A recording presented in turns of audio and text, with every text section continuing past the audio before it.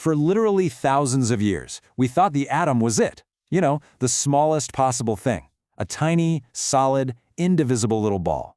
But then, right around the turn of the 20th century, a few brilliant experiments completely shattered that idea, revealing a shocking truth. The atom wasn't uncuttable after all. And deep inside, they found something mysterious, something fundamental, something they realized they needed to weigh. Okay, so let's just jump right into the big question, because this is really the heart of the mystery we're unpacking today. How in the world do you weigh something that is so small you literally cannot see it? It sounds impossible, right? Well, it's basically a scientific detective story, and the clues are some of the most ingenious experiments you can imagine. So, before we get to the clues, we have to set the scene. Before our mystery really kicks off, the entire scientific world was completely dominated by one single powerful idea, and it had been around for over 2,000 years. I mean, think about it. The word atom itself actually comes from the Greek word atomos, which literally means uncuttable or indivisible. This idea got a major scientific boost in 1808 from John Dalton. His atomic theory basically became the standard model. All matter was just made of these tiny, solid billiard balls that you simply couldn't break down any further. And you know what? Dalton's theory was fantastic. I mean, it explains so much about how chemical reactions work.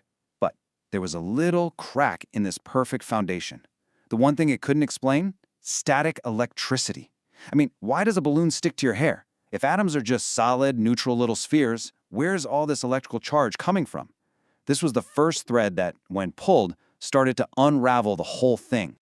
So to answer that question, scientists had to figure out a way to kind of capture electricity itself. And this led them down a rabbit hole of experiments that would produce the very first piece of solid evidence against that old uncuttable atom. Picture this. It's the mid-1850s, and scientists are playing around with these glass tubes with almost all the air pumped out. They're zapping them with super high voltages, and they discover that some kind of mysterious stream flows from the negative end, the cathode, to the positive end, the anode. And since they came from the cathode, they got a pretty simple name, cathode rays. And this is the awesome piece of tech that made it all possible, the cathode ray tube, or CRT. Yeah, it probably looks a bit like an old-school TV tube to you, and that's because it's basically its great-great-grandfather. So let's take a closer look at how this thing actually works. It's really quite brilliant in its simplicity. So, first up, you've got the cathode. That's the negative part where this mystery ray starts. Then you have the anode, the positive part. It's got a tiny hole in it, which lets a nice thin beam of the ray shoot right through. And finally, the whole end of the tube is coated with a special phosphorescent material. So when the invisible rays smacks into it, it glows. This lets the scientists see exactly where the beam is hitting. Now, by playing with these tubes, scientists figured out three super important things. 1, the rays traveled in perfectly straight lines. 2, and this was the big one, they could bend the ray using magnets or electric fields. This was huge because it proved the rays were made of charged stuff. And 3, it didn't matter what gas was in the tube or what metal the cathode was made of. You always got the exact same rays. This was a massive hint that these particles were universal. So the conclusion was pretty much inescapable. These weren't rays at all. They were a stream of tiny negatively charged particles. And because you got them from everything, they had to be a fundamental piece of all atoms.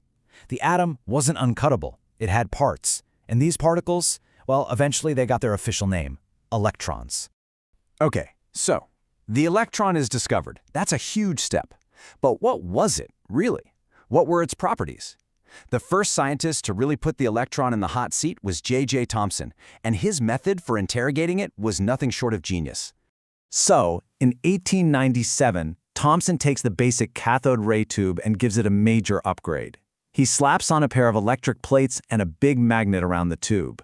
This let him hit the electron beam with both an electric field and a magnetic field at the same time. His goal wasn't to weigh the electron. Not yet. That was still impossible. But to measure a super important property, the ratio of its charge to its mass. Here's the play-by-play. When he didn't have any fields on, the beam just shot straight ahead and hit the center of the screen. Simple enough. But when he turned on just the electric field, the negative electrons got pulled towards the positive plate, bending the beam up. Then he turned that off and switched on just the magnetic field, and whoop, the beam got pushed in the exact opposite direction. Now this is the really clever part. Thomson figured, what if I turn on both fields at the same time? By tweaking their strengths just right, he could perfectly balance the upward pull from the electric field with the downward push from the magnetic field. When those two forces canceled each other out exactly, the beam flew straight again, hitting its original target. It was a beautiful balancing act. And here's the payoff. By knowing the exact strengths of the fields he needed to get that perfect balance, Thomson could calculate a specific value. He still didn't know the charge, which we call E, or the mass, m sub E, on their own, but he found their ratio, E divided by m. And this number, it might just look like a bunch of digits, but it was a massive, massive clue. It strongly suggested that the electron's mass had to be ridiculously tiny, way, way smaller than any atom. So, Thomson's experiment gave us one big piece of the puzzle. But to solve the whole thing, we needed one more. And that piece came from a totally different and honestly an equally brilliant experiment by an American physicist named R.A. Millikan. So, instead of a beam of electrons in a vacuum, Millikan's setup was all about oil droplets, tiny, tiny oil droplets. His famous oil drop experiment was designed to do one thing and one thing only, to isolate and measure the absolute charge of a single electron. So how did this crazy contraption work? First, an atomizer, kind of like an old perfume bottle, sprayed a fine mist of oil into a chamber. As these little droplets fell through a hole, they got zapped with X-rays, which knocked some electrons onto them, giving them a negative charge. Millikan would then watch a single drop fall through his microscope. Then he'd flip on an electric field and carefully adjust the voltage, pulling the charged droplet up until it just stopped, perfectly suspended in midair against the pull of gravity.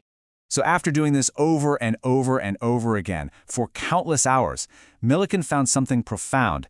The total electric charge on any of his oil drops was never random. It was always a whole number multiple, so 1 times or 2 times or 5 times of one single fundamental minimum value. This was the first proof that electric charge is quantized. It only comes in these little discrete packets. And he calculated the value of that fundamental packet. This is it, the charge of a single electron, E. It's an unbelievably tiny number measured in coulombs, but it was the final crucial clue the detectives needed to finally solve the case. All right, here we go. We now have both clues in hand. We have Thomson's charge-to-mass ratio, and we have Millikan's fundamental charge. With these two puzzle pieces, the case of the electron's mass was finally ready to be closed. And the logic from here is just beautiful.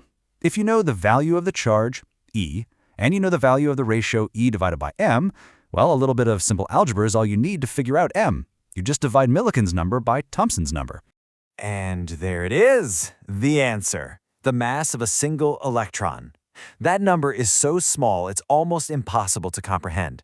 That's a decimal point followed by 30 zeros and then a 9. For the very first time, humanity had actually weighed a fundamental, invisible piece of our universe. So, let's just recap what this incredible scientific detective story gave us. From Thomson's balancing act, we got the charge-to-mass ratio. From Millikan's floating oil drops, we got the fundamental charge. And by putting them together, we found the mass of the electron itself. I mean, these are some of the most fundamental numbers in all of physics and chemistry. Dalton's old, solid, uncuttable atom was gone, replaced by this new, complex universe inside the atom. But as always in science, solving one mystery just opens up another one. We know that atoms are electrically neutral, so if they have these tiny negative electrons inside them, there must be something positive in there to balance out the charge, right? And figuring out what that was, well, that's a whole other story for another explainer.